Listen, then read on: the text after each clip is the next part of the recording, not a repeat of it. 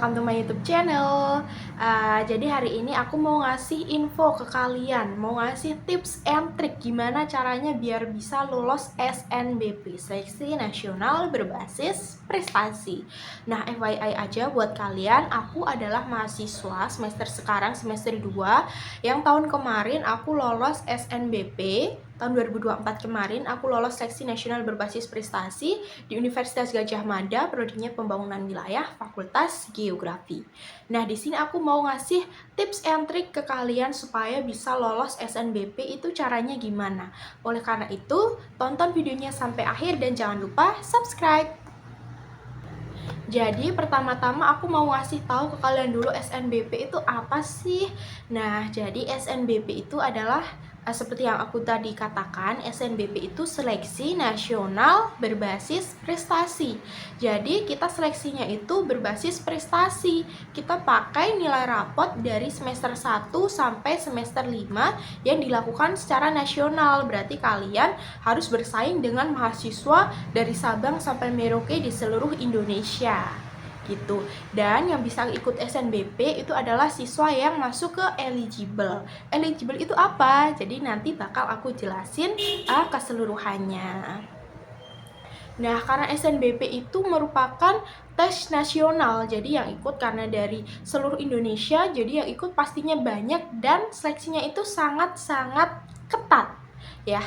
Tahun kemarin yang ikut seleksi SNBP itu sekitar 650.000 orang, dan yang lolos SNBP itu hanya sekitar 126.000 sekian orang ya.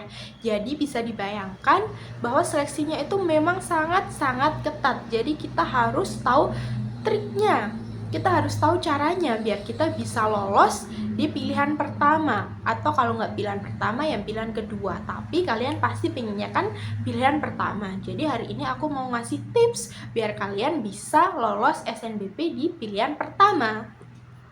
Jadi untuk tips yang pertama, ini bukan tips sih, tapi ini syaratnya.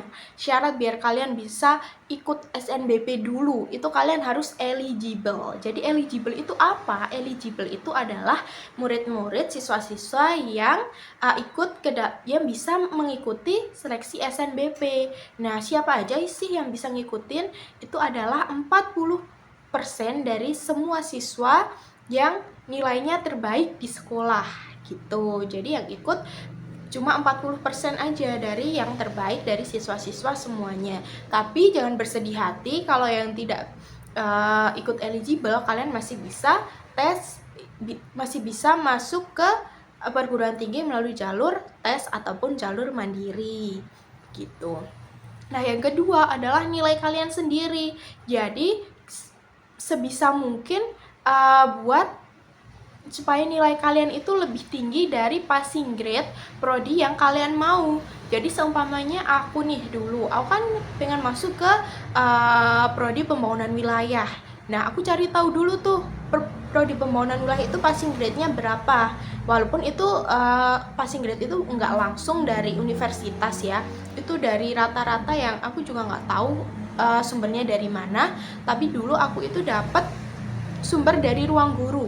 Nah, dari Ruang Guru itu ada datanya kalau pembangunan wilayah itu passing grade-nya itu 87, sedangkan dulu aku rata-ratanya itu di 89. Jadi aku otomatis aman karena nilai aku lebih di atas dari 87. Yang ketiga yaitu persaingan antar teman satu sekolah. Karena dari satu sekolah itu, seumpama yang ikut kan 40% dari jumlah siswanya, dari yang terbaiknya ya.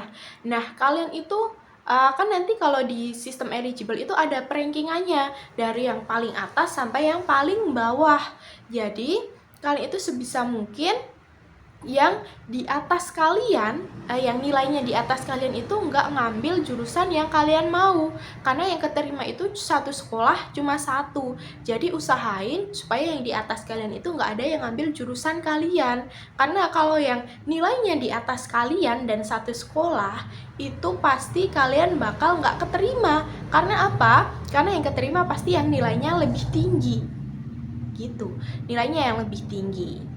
Nah, yang keempat yaitu alumni. Jadi usahain kalian milih prodi, milih jurusan, milih fakultas, milih milih kampus itu yang ada alumninya.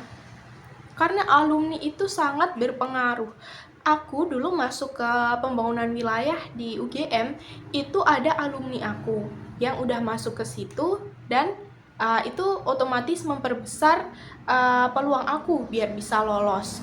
Nah, jangan sampai kalian masuk ke prodi yang alumninya itu di backlist. Itu ada, jadi kalau kalian blacklist itu terjadi karena seumpamanya ada kakak kelas kalian yang masuk ke suatu prodi tapi dia nggak ngambil. Nah, itu bisa menyebabkan sekolah kalian di blacklist. Kalau kalian daftar ke sekolah yang ke universitas yang sekolah kalian udah di blacklist, maka kemungkinan kalian keterima itu jadi sangat kecil karena udah di blacklist. Jadi pertimbangkan alumni juga.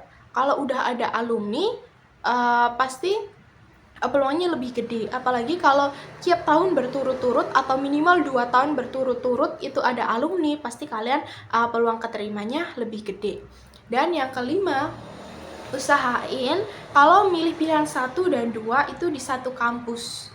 Nah, dulu kan aku dari Jawa Tengah dan aku milih di Universitas Gadjah Mada, dan aku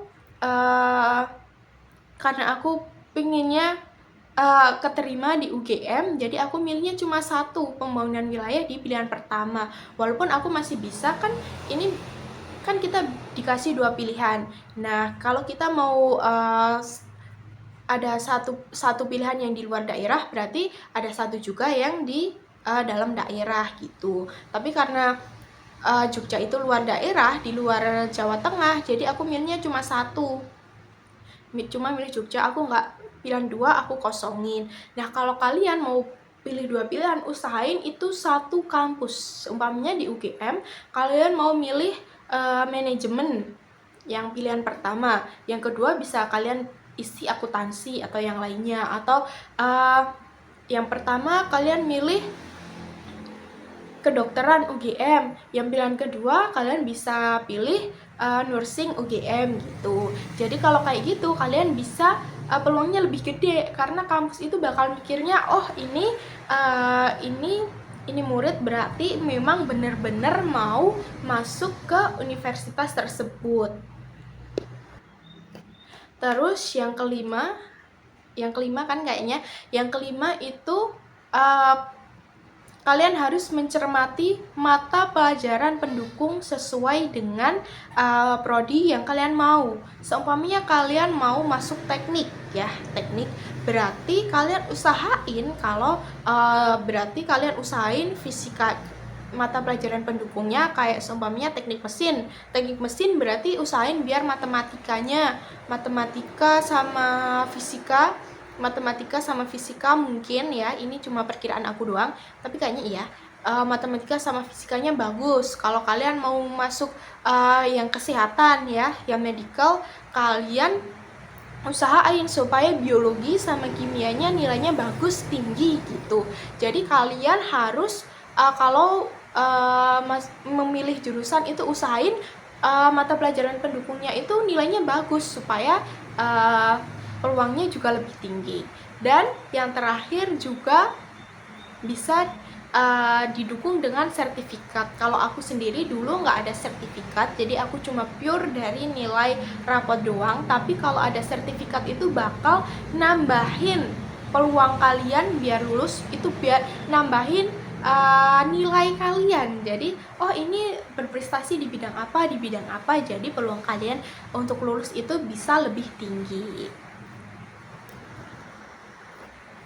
Oke, itu semua adalah tips and trik dari aku yang memang aku sendiri alamin, yang berdasarkan pengalaman aku. Tapi ada satu tambahan juga yang kalian ini bisa lakuin, yaitu kalian rasionalisasi. Kalian bisa rasionalisasi, sekarang banyak banget web buat rasionalisasi. Contohnya ada dari kalau dulu aku pakai Ruang Guru, web rasionalisasi dari Ruang Guru. Terus ada juga aku lupa. Paling dulu aku pakai Ruang Guru karena Ruang Guru itu lebih lebih rinci. Kalian masukin nilai-nilai kalian, terus kalian rasionalisasi, nanti kalian bisa lihat peluangnya itu berapa persen di sana. Dan jujur rasionalisasi itu sangat membantu aku, karena aku dulu kan waktu kelas 12 juga masih bingung mau masuk mana, yang peluangnya tinggi yang mana. Jadi aku pakai rasionalisasi, jadi aku pilih yang peluangnya paling tinggi gitu. Nah selain itu juga dulu kan aku udah ada cutting yang masuk ke prodi aku ini, ke prodi pembangunan wilayah. Aku itu dulu ke BK nyari data nilai cuttingku dari semester 1 sampai semester 5, aku bandingin semuanya nilainya dari aku bandingin rata-ratanya. Jadi aku berusaha supaya rata-rata aku itu lebih tinggi dari cutting, karena kalau rata-rata kalian lebih tinggi dari cutting berarti kalian peluangnya lebih gede.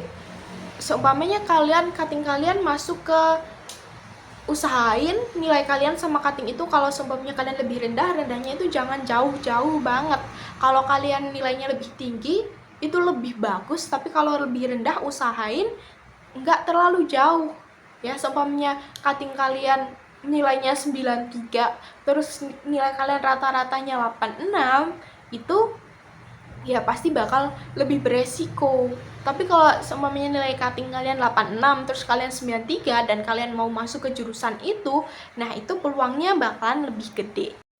Nah itu aja tips dari aku, kalian bisa cermatin, kalian bisa lakuin. Kalau kalian harus rajin-rajin ke BK, rajin-rajin chat cutting, tanya-tanya jurusannya, jangan sampai salah jurusan. Kalian harus bandingin, pokoknya banyak-banyak research buat jurusan kalian supaya kalian itu bisa lolos dan bisa nggak salah jurusan gitu. Nah sekian dulu dari aku, semoga tipsnya bermanfaat. Jangan lupa subscribe and bye-bye.